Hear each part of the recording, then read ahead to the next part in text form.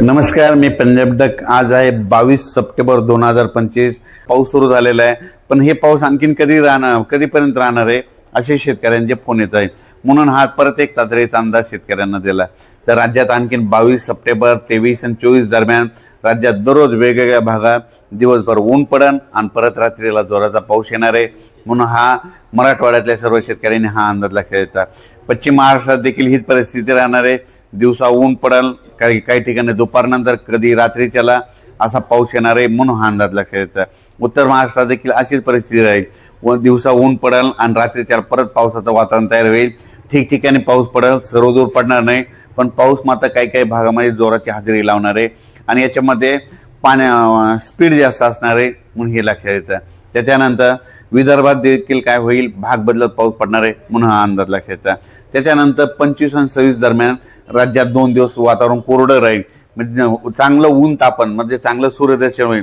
पण त्याच्यानंतर राज्यामध्ये 27 सप्टेंबर 28, 29, 30च्या दरम्यान राज्यामध्ये ठिकठिकाणी मुसळधार पाऊस पडणार आहे, कुठं अतिमुसळधार पडणार आहे, कुठं रिमझिम पडणार आहे, कुठं ओढे नाले पडणार आहे।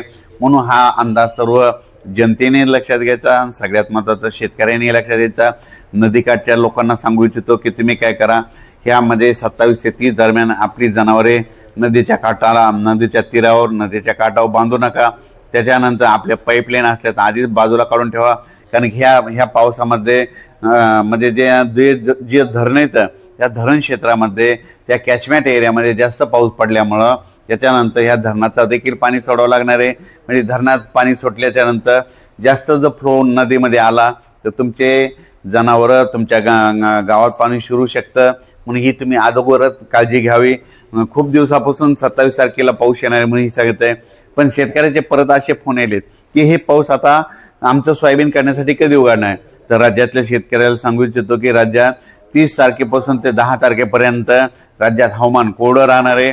त्याच्यानंतर काय होईल, 30, 1, 2 तारखेला धुळी येईल, त्याच्यानंतर पाऊस देखील कमी होणार आहे आणि त्याच्यानंतर तुम्ही जसं वेळ भेटेल तसं दुपारपर्यंत तुमचं सोयाबीन कापायचं। कापल्याच्या नंतर तितकं वाळल्याच्या नंतर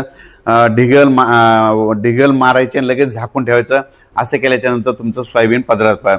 आणि त्याच्यानंतर सगळ्यात महत्त्वाचं एक सांगू इच्छितो, आंबड म्हणजे जालना जिल्ह्यामध्ये आंबड तालुका आहे, आंबड तालुक्यामध्ये रोयलागड हे गाव आहे। तिथं ते एक तळं भरलंच नव्हतं, पण तिथले मला शेतकऱ्याचे फोन आले, अख्खा पावसाळा गेला, आमच्या तळ्यामध्ये पाणी नाही। तर मी त्यांना म्हटलं होतं की तुम्ही काय करा, एक रीलच्या माध्यमातून मी व्हिडिओ टाकलेला आहे। मी म्हटलं तुम्ही काय करा, मिठाचा प्रयोग करा। मिठाचा प्रयोग केल्याच्या नंतर 72 तासात त्या गावाला दररोज पाऊस सुरू होतो। पण त्याच्यानंतर म्हटलं की तुमचं तळ मात्र त्या मिठाचा प्रयोग केल्याच्या नंतर तुमच्या भागात मुसळधार पाऊस पडेल आणि तुमच्या तळ्याला पाणी येईल। आणि योगायोगानं सांगतो, ते प्रयोग करून आम्ही 4 ते 5-6 दिवस झालेत, माझ्याकडे व्हिडिओ देखील आहे। आज त्या शेतकऱ्यांचे फोन आले, आमचं तळ जवळपास आता 55% भरलंय आणि आणखीन फ्लो चालू आहे, तर रात्रीपर्यंत ते 100% भरून जाईल असं त्यांचं म्हणणं आहे। तर हे म्हणजे रोयलागडमध्ये आतापर्यंत महाराष्ट्रामध्ये इतका पाऊस झाला आणि ते रोयलागडच गाव असं होतं की ते वाटलं तुम्ही कोणी सर्च करून तिथं नातेवाईक काय असतं विचारू शकता, तिथं काही पाऊस पडलाच नव्हता। पण पाण्यात देखील, तळ्यात देखील असं पिण्यासाठी सुद्धा पक्षाला पाणी नव्हतं। तिथं ह्या आताच्या ह्या कालच्या रात्रीच्याच पावसात 55% पर्यंत तळ्यात पाणी आलंय। मी एका रीलच्या माध्यमातून टाकले आणि आणखीन एक परत टाकणार आहे, म्हणून हे लक्षात येतं। पण राज्यात मात्र 27, 28, 29 दरम्यान मुसळधार पाऊस पडणार आहे, म्हणून हा अंदाज सर्व शेतकऱ्यांनी लक्षात घ्यायचा। या पावसामध्ये विजेचं प्रमाण जास्त असल्यामुळे माझी शेतकऱ्याला विनंती आहे, तुम्ही काय करा, विजा कडकडत असताना झाडाखाली थांबू नका, आपली जनावरांकडे झाडाच्या खाली बांधू नका।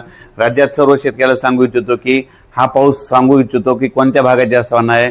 नांदेड जिल्ह्यात एक जरा जास्त पडणार आहे, परभणी जिल्ह्यात एक जास्त राहणार आहे, लातूर जिल्ह्यात एक जास्त राहणार आहे, जालना जिल्ह्यात एक जास्त राहणार आहे, बीड जिल्ह्यात एक जास्त राहणार आहे, धाराशिवकडे एक राहणार आहे, अहिल्यानगरकडे एक जास्त राहणार आहे, त्याच्यानंतर साताऱ्याकडे जास्त पडणार आहे, त्याच्यानंतर पुणे जास्त पडणार आहे, संगमनेर, अहिल्यानगर जरा जास्त पट्ट्यात राहणार आहे, जळगाव जिल्ह्यात एक खूप पडणार आहे आणि त्याच्यानंतर मुंबई, नाशिक त्या ठिकाणी देखील अतिवृष्टी होणार आहे।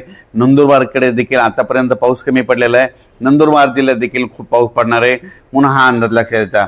विदर्भ, पूर्व विदर्भ आणि पश्चिम विदर्भात देखील ज्या भागात अद्यापही पाऊस पडलेला नाही त्या भागात देखील आता ह्या पावसात शेवटचा पाऊस पडून जाणार आहे, म्हणून हा अंदाज सर्व विदर्भ, पश्चिम विदर्भातल्या शेतकऱ्यांनी हा अंदाज लक्षात घ्यायचा। परत एक शेतकऱ्यासाठी आनंदाची बातमी, इतक्या दिवस पाऊस चालू आणि हे बंद कधी होणार आहे? तर सर्व शेतकऱ्याला सांगू इच्छितो की 30 सप्टेंबर पासून ते 10 ऑक्टोबर पर्यंत राज्यात पाऊस विश्रांती घेणार आहे। त्यामध्ये तुम्ही तुमचं काय करा, सोयाबीन काढू शकतात, कोणत्या पिकाच्या फवारण्या असेल तर ते करू शकता, म्हणून हा अंदाज लक्षात घ्यायचा। त्याच्यानंतर 10, 11, 12 ऑक्टोबरच्या दरम्यान एकदा थोडासा पाऊस येईल, पण हे देखील जास्त प्रमाण नसणार आहे, व्याप्ती नसणार आहे। त्याचा अंदाज लगेच आपण उद्याच्या व्हिडिओमध्ये परत दिला जाईल। धन्यवाद।